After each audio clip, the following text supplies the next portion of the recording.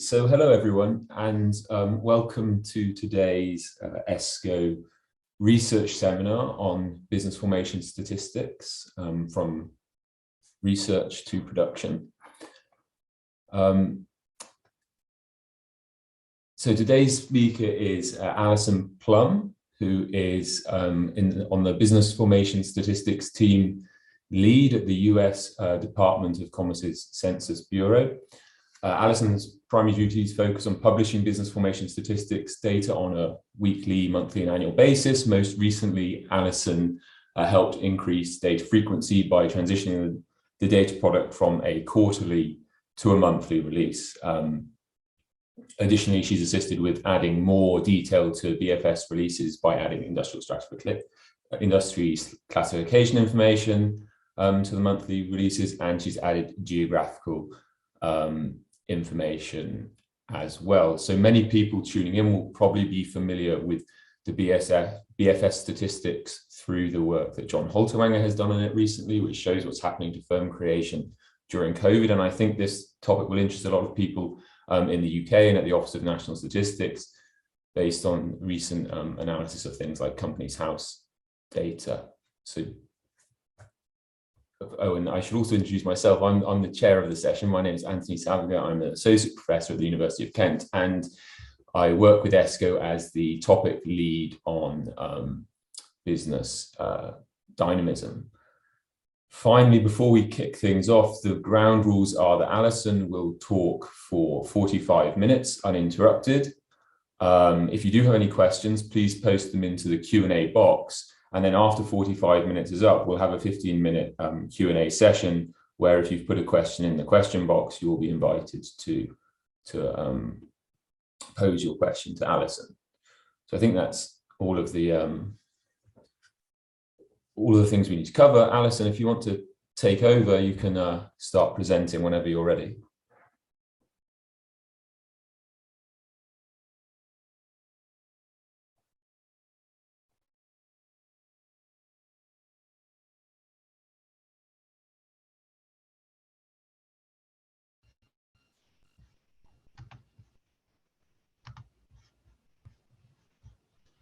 Okay, can you hear me and see me okay? And I should have just put the slides back up.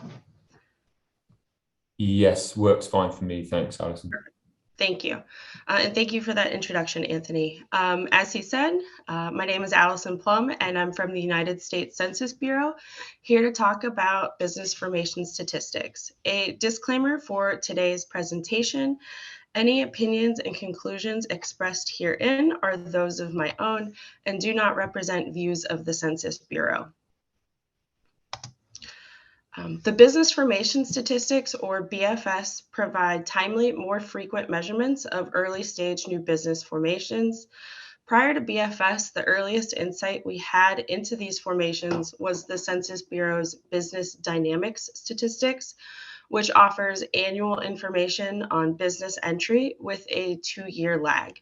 And now we can offer monthly and weekly insights with the BFS. The data source for business formation statistics are the applications for an employer identification number, or EIN.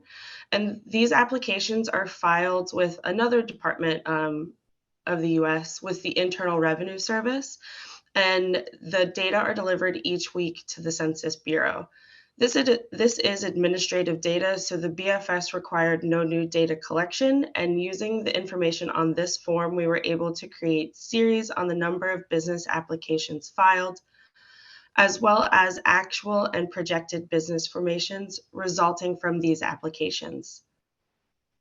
The BFS started as a collaborative research project with economists from the Census Bureau's Center for Economic Studies, as well as economists from the Board of Governors of the Federal Reserve System, the Federal Reserve Bank of Atlanta, University of Maryland, and University of Notre Dame.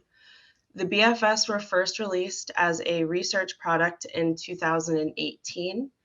And the research data were really well received, and research staff soon began working with production staff to transition the BFS data into production alongside some of our other economic data products that the Census Bureau publishes. We still maintain a really strong collaborative relationship with the original BFS researchers, and we consult with them regularly with questions and recommendations for methodological improvements. I am from the production side of BFS, and later in the presentation, I'll touch upon the relationship between research and production, as well as past and present research projects. This slide shows the timeline of how much BFS has evolved in a very short period of time since it transitioned to production in 2019. Noting that we went from 2 quarterly releases in 2019 to over 60 releases this year at weekly, monthly, and annual frequencies. When we transitioned BFS from research to production, we made it a priority to identify areas for improvement, such as efficiency. And after identifying such efficiencies, we implemented them where possible. And one of those improvements allowed us to quickly pivot to producing a weekly BFS when the pandemic began. And as all of us here know, there was a critical need for timely data across the US and the world. We first published the weekly BFS on April 9th, 2020, and the weekly data are published every week, 5 days after week's end. The weekly BFS data are quite popular and really put a spotlight on the BFS program. The data are used by the Congressional Budget Office, the Small Business Administration, and the Federal Reserve. The data have been cited in over 400 media articles since April 2020, which is pretty amazing for a relatively new data product. I will show some data a little bit later, but the BFS activity during the pandemic has been quite interesting. We had been publishing the BFS as an experimental data product, which has given us some needed flexibility, especially during the pandemic. We have been fairly agile in adapting the BFS to the data users' needs, adding in some industry and geographic granularity that data users let us know was really important to them.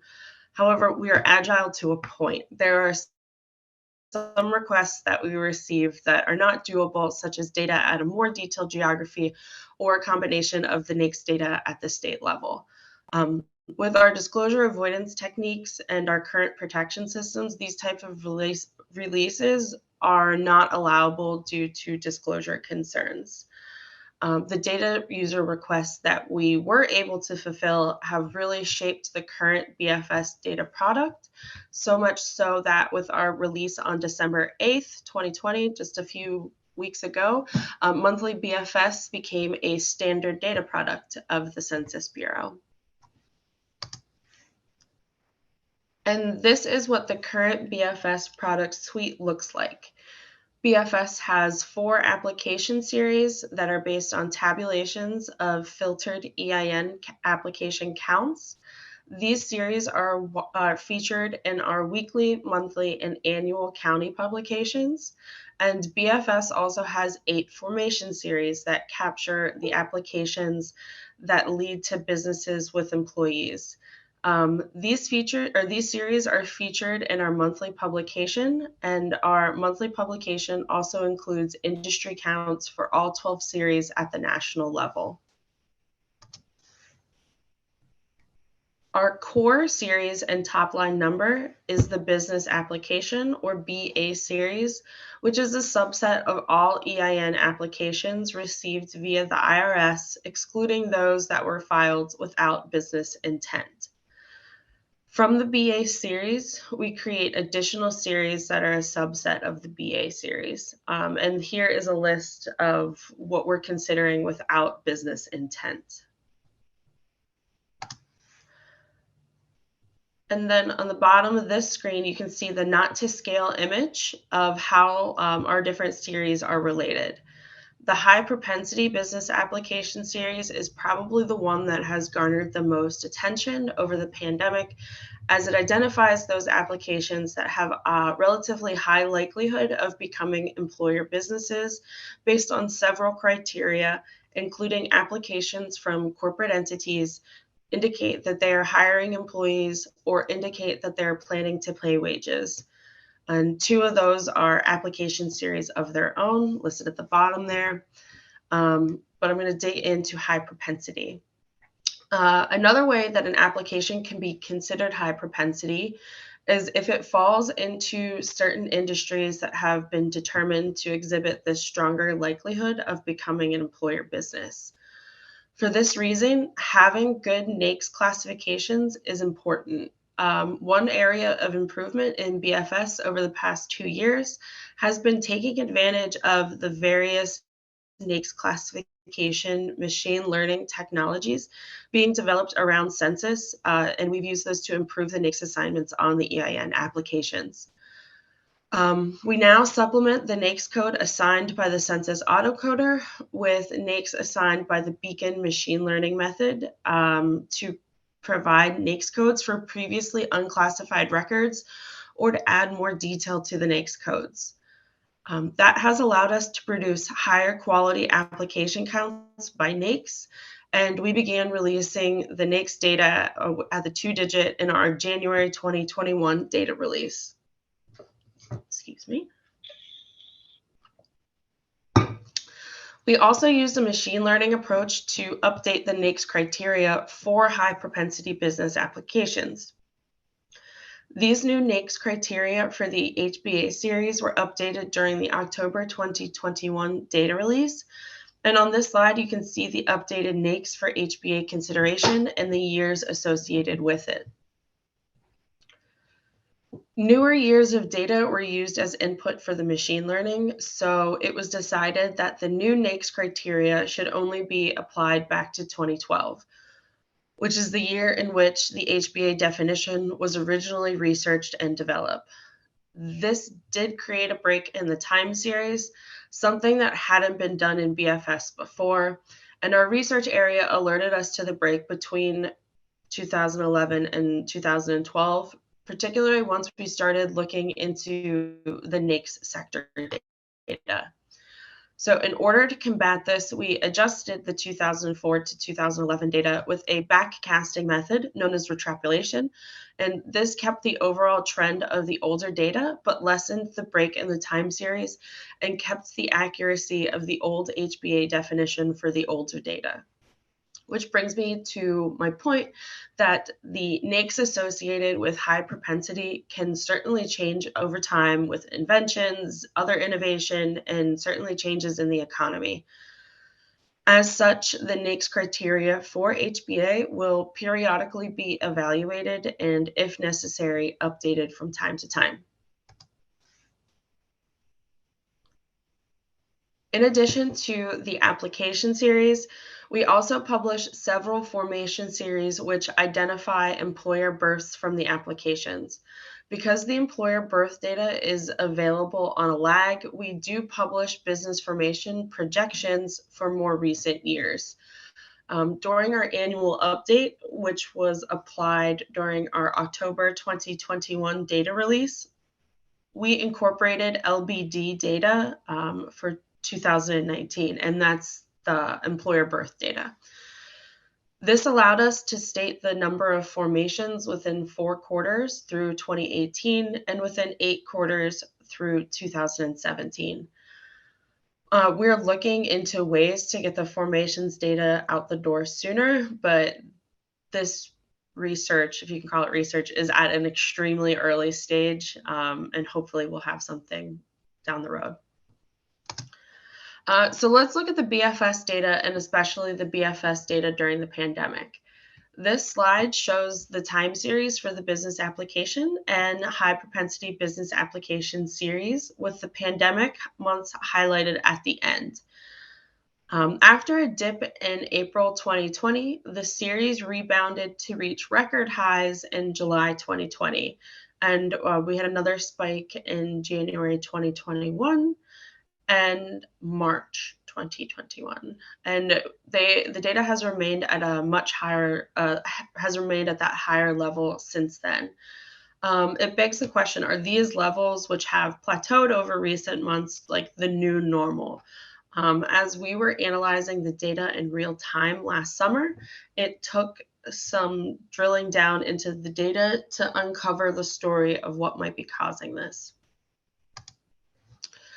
So when you break down the business application series by NAICS sector, a number of sectors have the July 2020 spike, but you can see here that is being driven by the retail sector. And due to the level of NAICS detail we have, we can drill down even further into retail. The data in this chart here is from a special weekly release we published last November, because at that time we weren't publishing any NAICS series and data users wanted to better understand the BFS pandemic behavior. And when you drill down to the subsector level or 3-digit NAICS, you can see that non-store retailers or e-commerce type of businesses are leading the way here, which makes complete sense as so much business moved online last year with some stay-at-home orders. The weekly NAICS series is widely cited in news articles, and we know that people would really like to see the updated version of this. As of right now, it's only available for 2019 through part of 2020. We can't currently take on a weekly publication of this data. And as you saw on the timeline slide, we are planning for an annual refresh of this weekly NAICS series for sometime in early 2022. And with this, we will add data for the rest of 2020, all of 2021, and we'll pull the updated NAICS code from our most recent annual update. And another possibility with this release would be to add data for pre-2019. And then this is a slide of our monthly high propensity data at the NAICS level. And from 2004 to 2009 and from 2014 to like March 2020, most high propensity applications were in construction. And then in the spike of July 2020, there was a shift to accommodation and food services. So this is now the dominant NAICS in the high propensity applications. And unfortunately, like the last retail slides, we don't have the special weekly NAICS data for other series than the business applications, which is what provided that non-store retail data that we were seeing in a previous graph. So I'm unable to show further detail of what detailed industries may be causing these increases or decreases. This slide I find is more interesting because it has more movement and can change over time, like the business application, unlike the business applications. And as I have mentioned, the BFS data have been widely cited by media outlets, with BFS averaging about 30 articles or videos per month. The common theme in the articles is using BFS data to support the idea that job losses during the pandemic led to people turning hobbies or side hustles into businesses. It's been really interesting to read what kinds of businesses have been formed over the last year or so. And each month I keep like a running tally of all the articles that I can find that have been written about BFS. And then additionally, the acting director of the Census Bureau, Ron Jarman, did an interview with Bloomberg recently and spoke about some exciting research involved with the BFS program. He specifically mentioned demographic data, which is part of one of these projects listed here. And soon we hope to have another research team look into this topic as well. BFS itself started out in research, but was transitioned over to production. And the division of the two areas, research and production, with strong communication between the two, allow us to continue putting out the timely data while staying current and innovative. As a result of the joint working relationship, we have added efficiencies like the slight change we made to the autocoder to provide more timely data. We improved accuracy by redefining the high propensity definition, and we added industry detail with the NAICS release and the monthly data.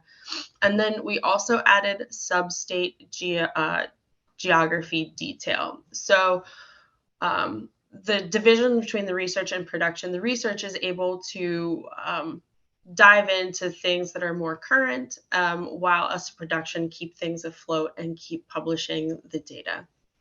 So I did mention that we added sub-state geography detail, and it was listed in a table of one of the earlier slides, but we have an annual business applications by county release, and we've had 2 releases of this data so far, and it spans 2005 through 2020.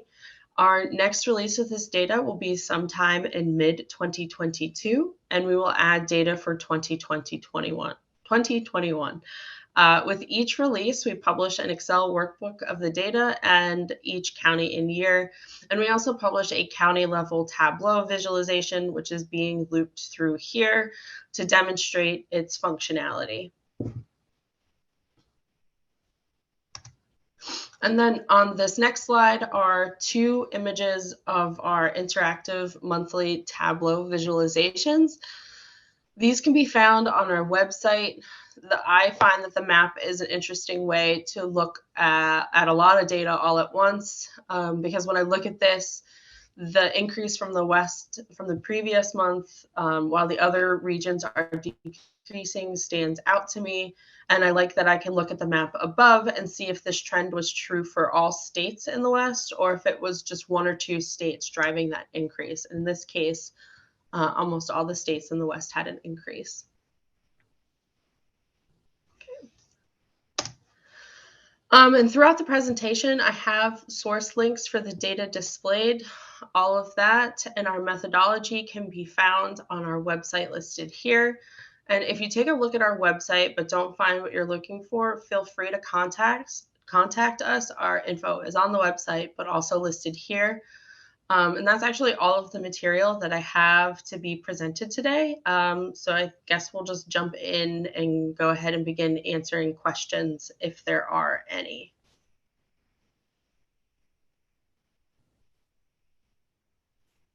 Thank you, Alyson. So yeah, I will open the floor. There are no questions in the Q&A box, but I'm going to wait and see if any of the participants do have questions to put through the Q&A box.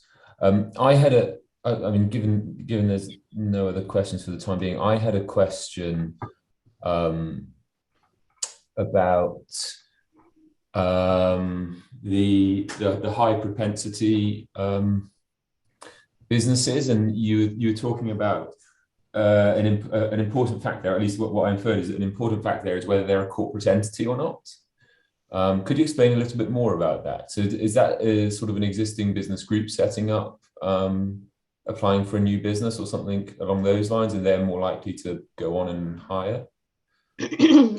So on the IRS form, it's like the SS4 form is specifically what we're getting from the IRS. Yeah. And whenever an entity applies for an EIN, there is a legal form of organization in which they identify what kind of company or like what kind of entity the EIN is for. So, excuse me, if it has it marked that it is for a corporation, that's when we get the data and we see that that box is filled in, we sort of tabulate, we create a flag and we tabulate based on that fact. So it's characteristics coming from the SS4 form that they've designated themselves as a corporation, and we are then designating them as a business application from a corporation. And certainly that a company can be a corporation and indicate that they're hiring employees and indicate that they're planning to pay wages. Mm-hmm. So the relationship between high propensity corporation, the relationship between high propensity applications from corporations and applications with planned wages, they're not mutually exclusive. So it can be like they're all subset, like corporations and planned wages are a subset of high propensity applications, but they're not mutually exclusive. So we can have one application be in all three of those. I hope that answers your question. Yes, it does. Yes, that was really helpful. Thanks. We have some similar interests in things that are going on in the UK, so that was the motivation for that question. We do have a question in the Q&A, which I'll field to you now.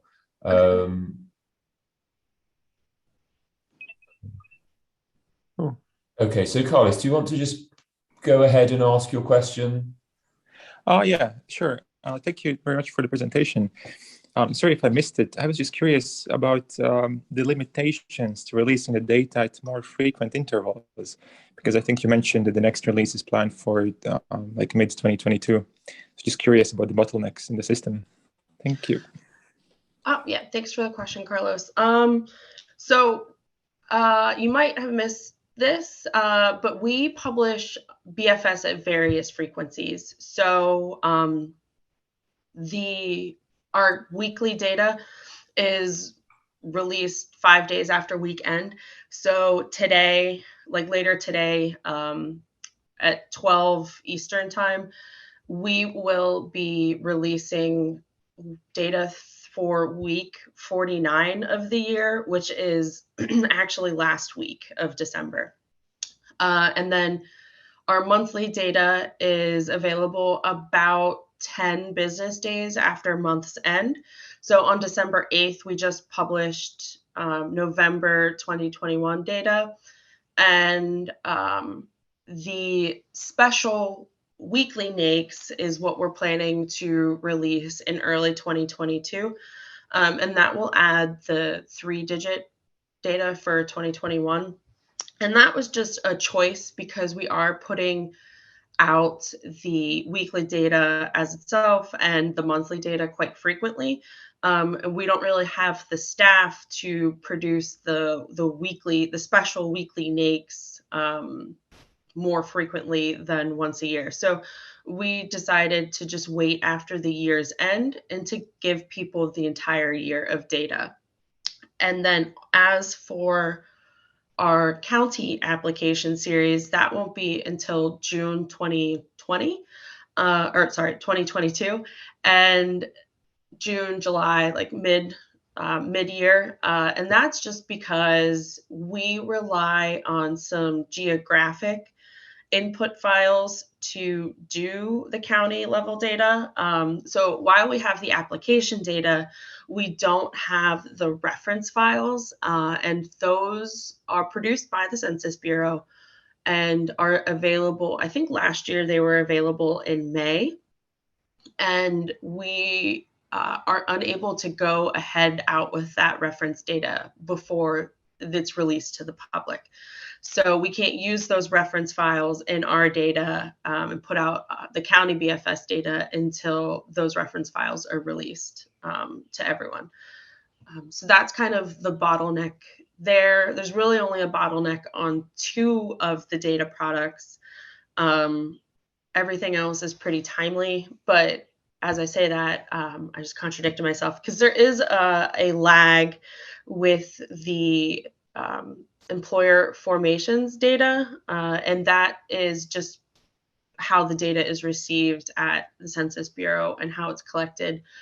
That's coming from the longitudinal business database or the business dynamic statistics.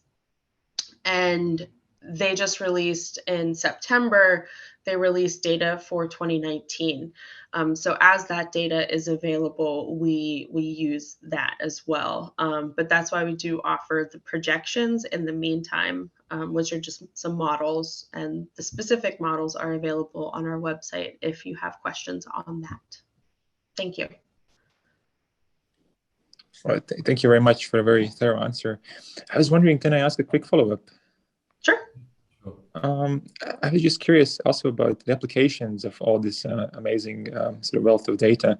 You had one slide, I think, where you kind of outlined some of these things, but I was just curious, perhaps, you mentioned also the media mentions of these data sets, and I was just curious if you have maybe a like a favorite, if you have one favorite policy application where you know that somebody is kind of making decisions based on this data or the dashboard that you have created.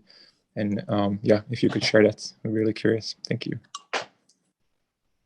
I guess I personally don't have a favorite. I think I look at it every day, all day for a while now, and I don't know.